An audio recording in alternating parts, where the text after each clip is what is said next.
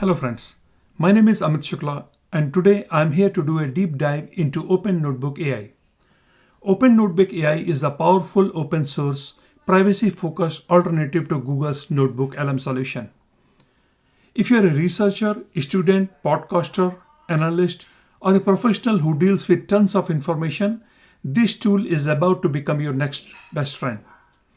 I'll walk you through everything, what it is, why it is better in many ways, and who it is for. In this video, I will also cover everything about this tool, starting with a local installation on an Ubuntu machine with NVIDIA GPU, top models, sources, workflows, transformation, and especially the incredible podcast features. So what is Open Notebook AI? Open Notebook AI is a tool that gives you the flexibility of a typical note-taking application, allowing with the AI-assisted magic of large language models, all under your control. And best of all, it's all open source, community driven. It runs on your own hardware, completely extensible, means you're not married to using only one large language model. Your data never leaves your machine and is completely free and fully customizable. So in short, Open Notebook AI is the same brilliant AI research assistant concept, but private, flexible, and with unlimited capabilities. So what are the benefits of using Open Notebook AI? First of all, instant AI augmented research. So imagine loading a freshly downloaded PDF and with a single prompt, having the model distill the paper's key arguments, pull out every table, and format accurate citation all in seconds. So no more manual skipping or copy pasting from that PDF. The AI does the heavy lifting, letting you focus on the interpretation and insight. Second, unified workspace. In one notebook, you can write everything. You can compose Markdown explanation, AI prompts, and embed interactive visualization. Number three, data source agnostic. So whether the information live in a PDF, a live web page, a REST API, or a CSV spreadsheet, you can always create your personal knowledge base. The platform can ingest it instantly. And you simply point the loader at the source. The model can query, summarize, or enrich the data without format constraints. Number four, reproducibility. So every notebook is version control like code. So you can always you are always in charge of your own knowledge base. And finally, no more vendor login. So you are free to swap the underlying language model and custom plugins of your choice. You are not supposed to use, you are not tied up to the Google Gemini ecosystem. You can use your own large language model. Finally, who are the intended user of this Open Notebook AI? Open Notebook AI is ideal for researcher, podcaster, data analyst, and developers. So if you're tired of sending sensitive data to Google, this tool solves that. It lets researchers create latex snips and manage all the references within your local machine. And if you're a podcaster, it will draft outlines, transcribe, and even you can generate the show notes. If you're a student, you can quickly summarize your textbooks and create the flashcards. And if you're an analyst, you can enjoy the LLM enhanced data exploration. And if you're a developer, you can always prototype AI features right in your notebook. So enough said, let's get started with the installation. In this section, I'm going to show you how to install Open Notebook AI on a local Ubuntu machine using Docker. I'm running this on a NVIDIA DGX Spark machine that has a GPU enabled. But the steps I'm going to show you, it works on any Ubuntu system. For now, we'll keep the focus on the installation. The advanced features like model providers, chat assistants, and node transformation will be covered in later section in the same video. So let's get started. Before we begin our installation, make sure you have a Ubuntu 24.04 or a newer Ubuntu-based distribution. You will also need Docker and Docker Compose installed. If you don't have them, run these commands in your terminal window. Sudo apt update and sudo apt install -y docker.io docker-compose. This command is going to install Docker and Docker Compose on your machine. Then you need to run sudo usermod -ag docker $user. This command is going to log out and in afterwards. And finally, you will also need an internet connection to download the Open Notebook files and open source model weights from Ollama website. Also make sure that you have Ollama running on your machine, specifically if you are considering Ollama as your LLM service provider. Make sure that Ollama is serving as IP address 0000 on your local machine at the port number 11434. If you do not have Ollama running on this specific port and this specific IP, your Docker installation will not acknowledge Ollama models and you will see several errors. So please, this is extremely important. You need to make sure that Ollama is installed properly, and you can and if it is not, you can use this command to install Ollama. You can say curl-fssil and you give the path install.h from Ollama. This command is going to install the Ollama on your machine. And once Ollama is installed, then after you have to use this command to make sure that Ollama is serving as IP address 0000, that is localhost. You need to run sudo systemctl edit Ollama. And what this command is going to do is going to open a mini text tool in a Nano or some other text editor like a Vim. Here in this Nano, you have to copy paste exactly this. You have to provide the service and you say environment equals to Ollama underscore host equals to 0000. And once this is done, you need to save this file and come back and restart the services using sudo systemctl daemon reload and sudo systemctl restart Ollama. Now since our Ollama service is running, which I am going to use as my LLM provider, now it's time to set up our open notebook. So first of all, choose a working directory. Here I'm going to pick my document folder. So I'm going to cd into documents. Now inside the documents folder, I want to create a project folder. So create a new folder called open-notebook and move into it. So I'm going to type the command mkdir open-notebook and cd into open-notebook. Now, once you go to the Open Notebook installation instruction, you will see that Open Notebook provides two files. We need first file docker-compose.yaml file and another example environment file. We are going to fetch these two different files using a curl. So as you can see, the address indicator on their website. So I'm going to curl into that. So curl-l and I'm going to get this docker-compose.yaml file. Second thing is I'm going to write another curl command and I'm going to grab the copy of .env.example file. Now let's go back to our directory. Inside the open-notebook folder, you will see two different files, .env.example and docker.compose.yaml file. So first of all, .env.example file is an example file. So you can always, you can move it or you can rename it. I'm going to rename it, say mv.env.example as docker.env. So as you can see, my environment file is now called docker.env. Now you need to open this docker.env file and take a minute to review the setting. First thing you need to see, there is a surreal DB password. So the default password is root. You can change it anything you like. Same thing is look for something called open notebook underscore password. Default is 12345. Again, you can change it to anything you like. But this is the password you will need. Once you have your open notebook AI running on your local machine, first time when you're going to open it up, it's going to ask for a password. This is the password is going to you'll use to work on your open notebook. Now, one more thing while you are here is very important to make an update. So look for a setting called Ollama underscore IAPI underscore base. Now change this setting to called http://host.docker.internal:11434. What this setting does is going to look for that Ollama service provider as your LLM provider at this URL. Now you can save this file. Now open your docker-compose.yml file. So if you see this file is blank, you can always go back to their website and you can grab a sample of this .yml file here and copy paste the content from that location to your local drive. It's going to take a minute into these settings, but these are very, very important settings. And please take the time to go through each settings and familiarize yourself what this actually means.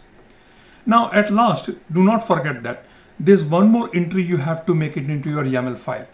Please create another entry called extra underscore host and call it as a host.docker.internal:host gateway. Now this setting is extremely important so that because you are running your open notebook inside Docker, and Docker needs to know where your Ollama service provider or any other LLM service provider is coming from. So that's how your Docker open notebook installation knows where to find that Ollama as a service LLM provider.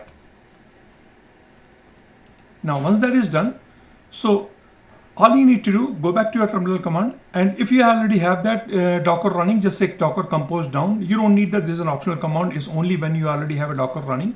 Next thing you want to do, just issue the command saying docker compose up -d. So this command is going to do, this command docker will pull all the necessary images. That means including the serial vector database or any other dependencies which is required for your Docker container, and it's going to start the container. The first time when you run it, it may take several minutes or two, but while the images are being downloaded. You can also monitor the logs. So if you say docker compose logs -f, you can see the logs in real time. And it's very, very beneficial if you are reviewing that. If you want to debug your system, you can always say docker compose logs -f.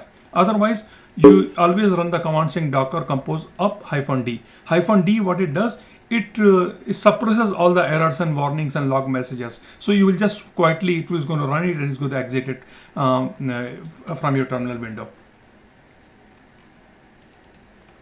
So at last, once everything, assuming that everything else is correct, you don't see any error in your terminal window. Now go to your web browser and browse to http://localhost 8502. So by default, Open Notebook AI serves at the port number 8502 on your local machine. So here, as you can see, localhost.8502, and if everything is correct, the first time is going to ask for a password, and this is the password. Whatever the password you have put in the docker.env file, you put the password there. If you have not put it, 1 2 3 4 5 is the default password. All right, so that's all it takes. As you can see, you already have a successful Open Notebook AI installation. We still have a lot of configuration to do, which we are going to move on literally later in later section. But for now, you already have an Open Notebook web UI interface running on your local machine. So let's quickly recap what we have done. We have installed Docker so far. We created a project folder. We downloaded docker compose.yaml file and the example env file. We renamed the env file and verified the password. And then we started our Docker compose by running docker compose up -d. And now your Open Notebook is already up and running at the local host column 8502. So we are done with the installation. Now we are going to dive into that. We are going to understand how to set up the LLM model provider, chat assistant, and managing the vector database. So now if you run into the issue, drop a comment below and definitely I will help you out. But in the meantime, I want to remind you to please do not forget to like, subscribe, and hit the notification bell for more AI tutorials. Now, since we have Open Notebook UI up and running at localhost, it is time to put it to this deployment to work. We still have some more configuration items pending before we can start fully utilizing Open Notebook AI capabilities. So let's first understand advanced options. This page lets you dive into one of the most asked about advanced feature, rebuilding embeddings. So this is the magic button you press when you switch embedding models, upgrade to a newer model, fix corrupt vectors, or after you have done a massive import. So here in this advanced section of this Open Notebook, you scroll down and you will see this rebuild embedding panel. This is where all the power happens. So first option, as you can see, rebuild mode. Now here you have two choices. So if you click on the drop down, first option is existing. This is the option you are going to use 95% of the time. This is super fast when you're just switching it from say Nomic to another Ollama Nomic BERT or OpenAI second drop down options to any other option. That's the option you want to choose. Second option in this drop down is all. This option forces embedding of every single item, even if did not have the embedding before. So this is perfect after you do a huge import or when you want to embed everything from scratch. In the next section, including the rebuild checkbox, you can selectively rebuild your sources like your PDF, web pages, YouTube transcripts, etc., your notes, insights, the AI generated summaries and connections. Pro tip here, if you only change your model and everything was already embedded, just leave all three checked and use existing mode. This is the fastest and safest. So now let's address three important questions. Is it safe to rebuild while using the app? A lot of you ask, can I keep working while this runs? So answer is yes, and it's completely safe. The rebuild process, you can run it multiple times and it will always give you the same results. Second question, how long does rebuilding take? So it depends on four different things. Number of items you got, your embedding model, speed, API, rate limits if you are choosing a state cloud provider as your system sources. Last question, when should you actually press this button? So here is the official guidance. You should rebuild embedding when you switch embedding models. That's the most common reason. Or when you upgrade to a newer version of the same model. Or when you suspect that embeddings are corrupted or missing after bulk import that didn't have embedding before. So switch to all mode once, embed everything, and then you're good to go forever. In this section, we are going to explain what transformations are and how they make working with the large language models easier for your research or any content project. So what is the core concept of transformation? A transformation is simply a saved prompt. So you write a prompt that tells the LLM how to process your source material, whether that's extracting insights, summarizing, or any other task. And then you store that prompt as a transformation in the system. Why it matters? So imagine you have an article you want to turn into concise summary, a list of key points, or several different insights. So without transformation, you retype the same prompt and instructions each time. Now with transformation, you create the prompt once, save it, and you can reuse it any piece of content. So no retyping is required. You might be wondering how it works. So first of all, you create a transformation by writing the prompt you need. That means like generated and summary. You save it in the Open Notebook UI. You can have as many transformations as you like. And finally, you apply a transformation to any data source, your blog post, your research paper, a transcript, or any source. Finally, you review the results. So if it is not perfect, you can always switch to another LLM provider or model and run the same transformation again until you are satisfied. So what are the benefits? First of all, you get the organized prompts. So all your prompts live in one place, neatly organized. Second, unlimited reuse. So you can apply any transformation to unlimited pieces of content. Lastly, flexibility. You can always swap LLMs or models without changing the prompt. So it gives you complete control over quality and cost. So conclusion in a nutshell, the Open Notebook UI lets you store prompts at transformation, apply them to any content, and fine-tune results by choosing different LLMs. So this saves time, keeps your workflow tidy, and helps you generate consistent, high-quality insights for your blogs or your projects. In this segment, we are diving into the brain area of Open Notebook UI, the place where you set up all your AI models. So first, let's talk about AI models and provider. Open Notebook works with more than 16 different AI providers. So that means you can choose the model that fits your project, your budget, and any privacy requirement you have. Now, Open Notebook uses 4 distinct types of models, each built for a specific job. First is the large language models. So these are the workhorses for chat, text generation, summarizing, and even calling tools. Second is the embedding model. So these embedding models, they turn plain text into numerical vector, which is finally stored in your vector database. Third is text to speech, TTS. So these models, they generate natural sounding audio from your text. And finally, speech to text, STT models. These models, they help you transcribe audio and video files.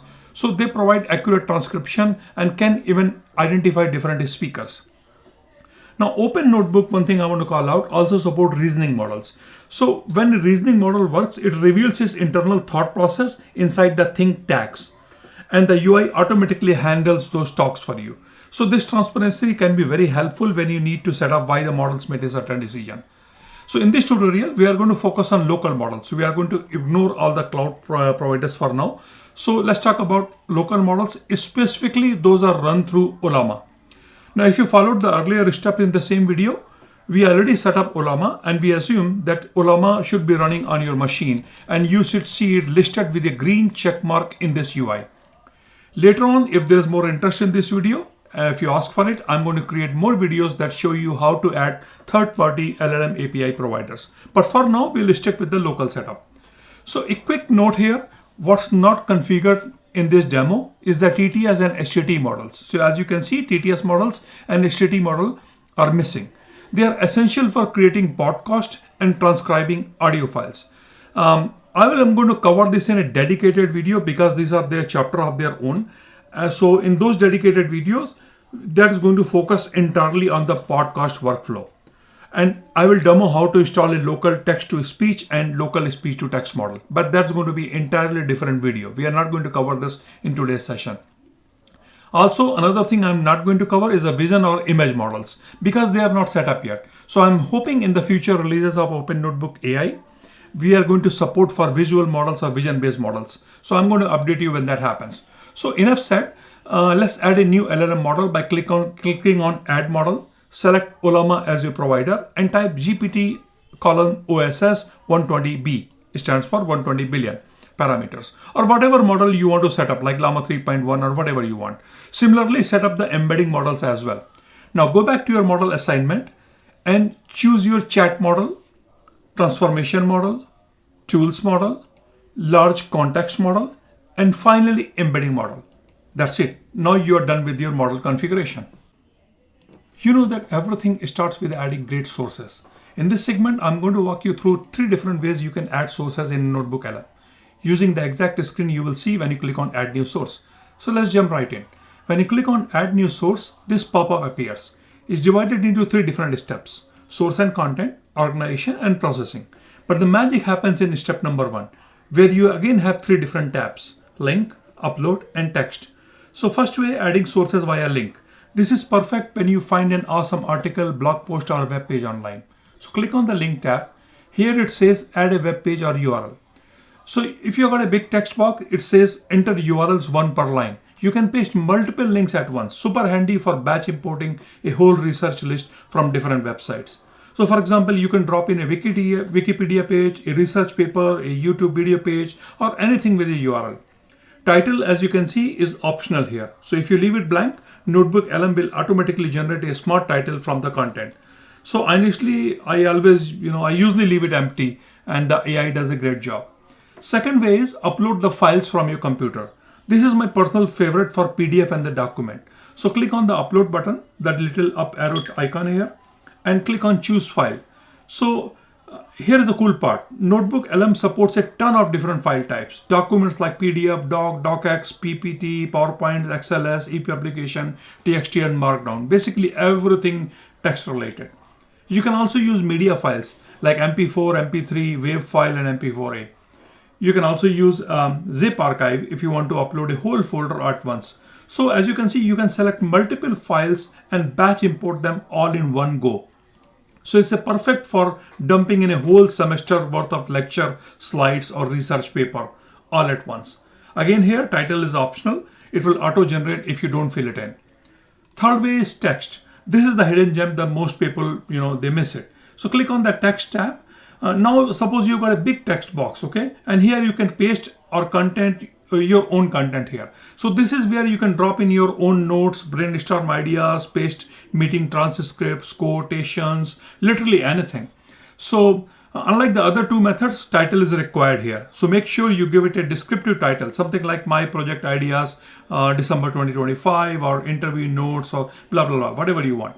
So this is incredibly powerful because you can create completely custom sources that the AI will treat exactly like uploaded PDF or web articles. Now, once you have added your link, files, text, just hit the next button, choose which notebooks you want this source to go into, and then you're done. Now, NotebookLM is going to process everything and make it instantly queryable with the AI. What it does in the background, it creates the embedding and store into a vector database. That's it.